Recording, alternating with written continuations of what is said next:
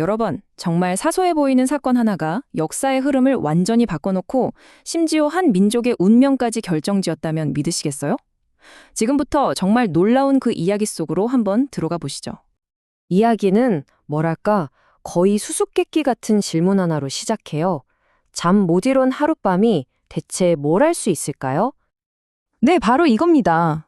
그 하룻밤이 끔찍한 대학살을 막을 수 있었을까요? 이게 정말 가능한 일일까요? 거기서 그치지 않고요. 한 제국의 운명 자체를 완전히 뒤바꿔 놓을 수 있었을까요? 믿기 어렵겠지만 우리는 지금 세계적인 초강대국의 경로를 바꿔버린 바로 그 한순간에 대해 이야기하려는 겁니다. 이 모든 이야기의 중심에는요, 고대 문헌인 에스더서에 나오는 바로 이 한 문장이 있습니다. 그날 밤에 왕이 잠이 오지 아니하므로. 정말 결정적인 한 줄이죠. 자, 그럼 도대체 이 잠 못 이룬 밤이 왜 그렇게 중요한 걸까요? 그걸 이해하려면요, 먼저 당시 제국 전체를 뒤덮고 있던 아주 거대한 위기, 그 그림자 속을 들여다봐야 합니다. 이게 무슨 비밀 작전 같은 게 아니었어요.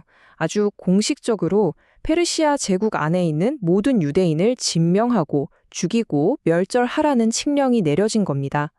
이건 왕의 2인자인 하만이 계획하고 국가가 공식적으로 승인한 그야말로 집단 학살 계획이었던 거죠.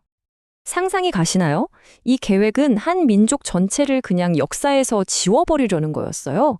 당시 페르시아 제국이 얼마나 넓었는지를 생각하면 일부 추정치에 따르면 최대 200만 명의 목숨이 정말 바람 앞에 등불 신세였던 겁니다. 그리고 바로 그날 밤 왕이 뒤척이며 잠 못 이루던 바로 그 시각에 말이죠. 이 거대한 음모의 칼날은 첫 번째 타겟 모르데게라는 한 사람을 향해 정점으로 치닫고 있었어요. 그를 위해 무려 25m 높이의 교수대가 세워지고 있었거든요. 자, 그런데 여기서부터 정말 흥미로워집니다. 이 이야기의 구조를 잘 뜯어보면요. 이 결정적인 순간에 대한 아주 중요한 비밀 코드가 숨겨져 있다는 걸 알 수 있어요. 이게 뭐냐면 고대 히브리 작가들이 즐겨 사용하던 교차 대구 구조라는 건데요. 키아즘이라고도 해요. 쉽게 말해서 샌드위치나 거울 구조라고 생각하시면 돼요. 이야기의 앞부분과 뒷부분이 서로 딱 대칭을 이루면서 모든 사건이 이야기의 정중앙에 있는 단 하나의 클라이맥스, 즉 전환점을 향해 달려가는 거죠. 작가가 독자들한테 자, 여기가 바로 핵심이야, 집중해 하고 신호를 보내는 거예요. 에스더서의 구조를 한번 보세요. 딱 들어맞죠? 1-2장에서 왕의 잔치로 시작해서 9장 10장에서 유대인의 잔치로 끝나요. 3-5장에서 하만의 음모가 진행되면 7-8장에서 하만이 몰락하고 유대인이 구원받죠. 그럼 그 한가운데 정확히 정중앙에 뭐가 있죠? 바로 6장, 왕이 잠 못 이루다. 이건 절대 그냥 우연이 아닌 겁니다. 작가가 의도적으로 배치한 모든 것을 뒤집는 바로 그 전환점인 거죠. 좋아요. 그럼 이제 이 이야기의 역사적 배경을 좀 더 깊이 파고 들어가 보죠. 왜냐하면 이 이야기에 나오는 왕 아하수에로는 우리가 생각하는 그런 평범한 왕이 아니었거든요. 에스더서를 읽다 보면 1장과 2장 사이에 이상하게 4년이라는 시간이 붕 떠 있어요. 역사 기록을 보면 바로 이 4년 동안 무슨 일이 있었는지 알 수 있습니다. 페르시아가 그리스 원정에서 마라톤, 살라미스 해전 등에서 아주 처참하게 깨지고 돌아온 시기예요. 혹시 영화 300 보셨나요? 네, 바로 그 전쟁입니다. 에스더서에 나오는 이 아하수에로 왕이 바로 영화 300의 그 유명한 크세르크세스 왕이에요. 동일 인물입니다. 그러니까 이게 정말 중요한 포인트예요. 이 이야기의 배경에 있는 왕은요, 모든 걸 다 가진 전능한 왕이 아니라는 겁니다. 오히려 국가적인 대망신을 당하고 돌아온 굴욕감에 휩싸인 지도자였던 거죠. 그래서 그의 결정들은 아주 충동적이고 또 불안정할 수밖에 없었던 거예요. 자, 그럼 이제 우리가 지금까지 살펴본 조각들을 한번 다 맞춰볼까요?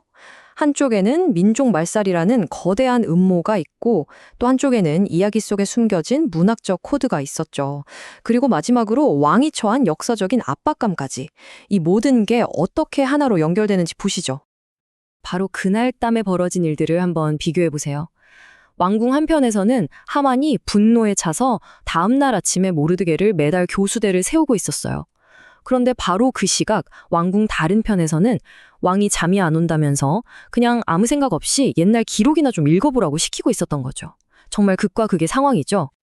이 순간에 생각해보면 정말 소름 돋는 우연들이 겹칩니다. 생각해보세요. 왜 하필 그 많은 밤중에 바로 그날 밤 잠이 안 왔을까요? 왜 그 수많은 궁중 기록 중에 하필 그 책을 가져오라고 했을까요?